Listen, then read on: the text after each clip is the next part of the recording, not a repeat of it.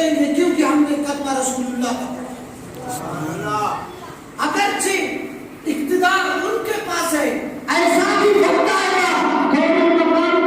کریں گے جو بھی کہیں گے ہم دیوانے اہل خدمت تسلیم کریں گے. سبحان اللہ. ایک بار گلشن والے اپنا حصہ پورا لیں گے. جاگ اٹھے ہیں دیوانے دنیا کو جگا کر دم لیں گے. عزت سے جیے تو جی لیں گے یا جام شہادت پی لیں گے. سبحان اللہ. عزت سے ہوا تو جی لیں گے مگر جام شہادت بھی پی لیں گے. کلمہ رسول اللہ کا پڑھا ہے. یہ جان اگر رسول اللہ صلی اللہ علیہ وسلم کا ناموس نہ رہی تو ان جانوں کو کیا کرنا ہے، ماں باپ کو کیا کرنا ہے، اولادوں کو کیا کرنا ہے، خاندان کو کیا کرنا ہے، یہ بھی برباد ہو جائے. رسول اللہ کے سامنے عزت نہیں رہتی.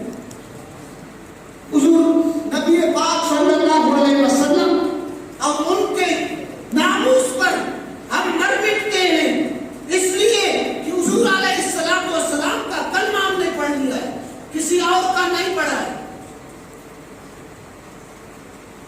خندق کے موقع تھا، اس وقت عمر بن عبد خندق کو کراس کر اعلان کیا کوئی مسلمان غیرت مند ہے کہ میرے سامنے آ جائے.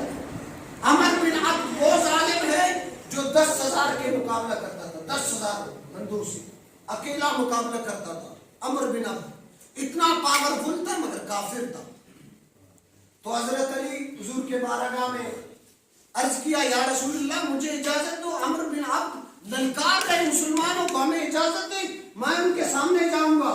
حضور نے فرمایا بیٹھ جا بیٹھ جا. پھر عمر بن عبد نے للکارا، اعلان کیا کوئی ہے مسلمان غیرت مند آ جائے مجھ سے لڑائی کرے.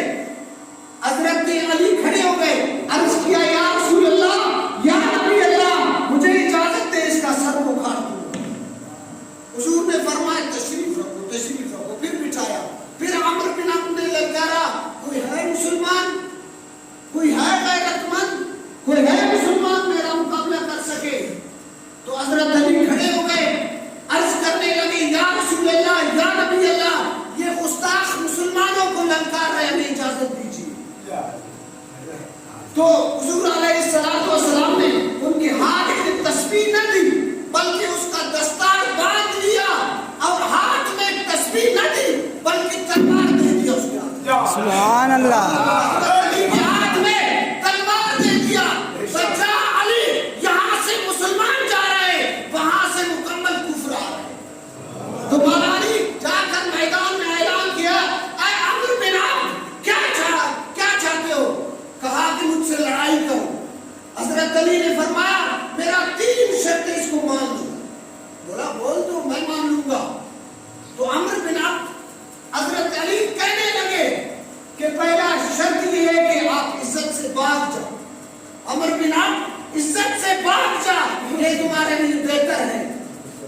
ہاں میں 10,000 کا مقابلہ کرتا تھا اکیلا، آج میں جاؤں گا تو میرے علاقے والے مجھ کو کیا کہیں گے کہ آپ ایک شخص سے حضرت علی سے بات کریں.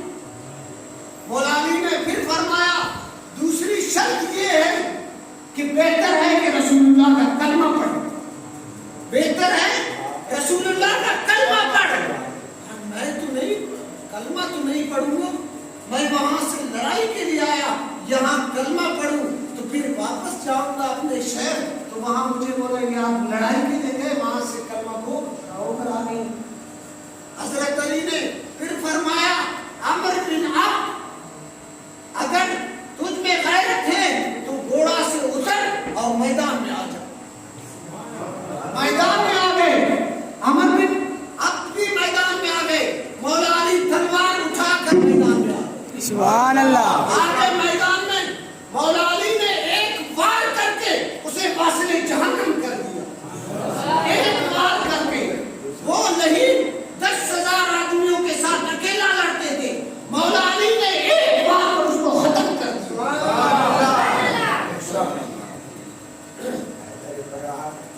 ایک بار رسول اللہ صلی اللہ علیہ وسلم نے تلوار اٹھا کر اس طرح کہا من یاخذ هذه السیف بحقه، اس تلوار کا حق کون ادا کرے گا؟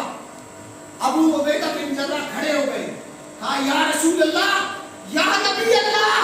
مجھے اجازت دو، اس کا حق کیا ہے یا رسول اللہ؟ فرما دیجیے اس کا حق میں ادا کروں گا۔ تو مولا حضور علیہ السلام نے حضرت علی کے ہاتھ میں تلوار دے دیا۔ یہ بات سن لیجیے، ہم الوا کے منکر نہیں، الوا سنت رسول اللہ ہے، الوا سنت رسول اللہ ہے۔ ان کو کھانے کے لیے بھی آگ تیار ہے، مگر آگ کھانے کے لیے بھی بہتر ہے، مگر یہ ہاتھوں سے تلوار اٹھانا بھی پڑے گا۔ اگر حضور کے عزت ناموس پر جب ارخ آئی تو اس وقت ہم تلوار بھی اس ہاتھوں سے اٹھائیں گے، اس ہاتھوں سے حلوہ بھی کھائیں گے، تلوار بھی اٹھائیں گے۔ بعض لوگ ایسے ہیں جو ان ہاتھوں میں حلوہ کھاتے ہیں اور تلوار کی نفی کرتے ہیں کہ حضور نے تلوار نہیں اٹھایا۔ سن لیجئے، ان ہاتھوں سے ہم تلوار بھی اٹھائیں گے، ان ہاتھوں سے حلوہ بھی کھائیں گے۔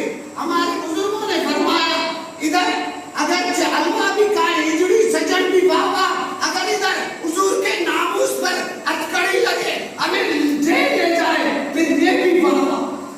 اس ہاتھوں سے حلوہ بھی کھانا ہے، اس ہاتھوں سے ہتھکڑی بھی لگے گا حضور کے لیے۔ کبھی یہ یاد رکھ لینا، جب آپ حضور کے ناموس کا حفاظت کرو گے، آپ پر ہر مشکل آئے گا، ہر ظلم برداشت کرنا پڑے گا۔ تو یہ بھی اجڑی سجن بھی بابا، اجڑی سجن بھی بابا، مطلب دونوں کو قبول کرنا ہے۔ حضور نے فرمایا تلوار کے 3 شرطیں۔ ابو عبیدہ بن جراح عرض کی یا رسول اللہ یا نبی اللہ، 3 شرط میں پورا کہیں کا شرط کیا ہے؟ رسول اللہ صلی اللہ علیہ وسلم نے فرمایا پہلا شرط اس کا یہ ہے، یہ تلوار مسلمان پر نہ چلے، مسلمان پر نہ چلے بلکہ کافر پر چلے، مسلمان پر نہ چلے۔ اور دوسرا شرط یہ ہے کہ ان سے اتنا لڑائی کیا جائے یہ تلوار ٹیڑھی ہو جائے، تلوار ٹیڑھی ہو جائے۔ تو ابو عبیدہ بن جراح دستار مبارک کو اپنے باندھ لیا، پھر ادھر سرخ رومال تھا یہ بھی باندھ لیا سر پر، پھر گیا جنگ کے لیے۔ تو یہ بھی رسول اللہ صلی اللہ علیہ وسلم کی تربیت ہے، یہ بھی حضور علیہ السلام کے ناموس رسالت پر جب بھی عرف آئی تو کوئی بھی روڈوں پہ نہیں نکلا تو تحریک لبیک یا رسول اللہ۔ حضور کے ناموس کی حفاظت کرتے تو ان کے ساتھ دے، بالکل کھلے عام ساتھ دے۔ اگر کوئی آپ کو تکلیف دے، اگر کوئی آپ کو مشقت میں ڈالے تو وجہ کیا ہے؟ رسول اللہ صلی اللہ علیہ وسلم کے ساتھ مخلصی سے ان کے دین کے کام کر رہے ہو تو یہ مشکلات آئیں گے، مشکلات آئیں گے نا۔ حضور کے دین پر اگر آپ حملہ آئے تو اس وقت آپ کھڑے ہو گئے تو آپ کو اس وقت جیلوں میں بھی جانا پڑے گا، ایسا دن بھی آ جائے گا بیٹھ بیٹھ کے حلوہ بھی کھاؤ گے، یہ دن بھی آئے گا۔ امام مالک فرمائے کہ روح زمین پر 2 شخص زندہ نہیں رہ سکتے، ایک پکا مسلمان ہو، ایک گستاخ رسول ہو، یہ 2 زندہ نہیں رہ سکتے۔ یا اس روح زمین پر، اس دھرتی پر یا مسلمان رہے گا یا گستاخ رسول رہے گا، بس۔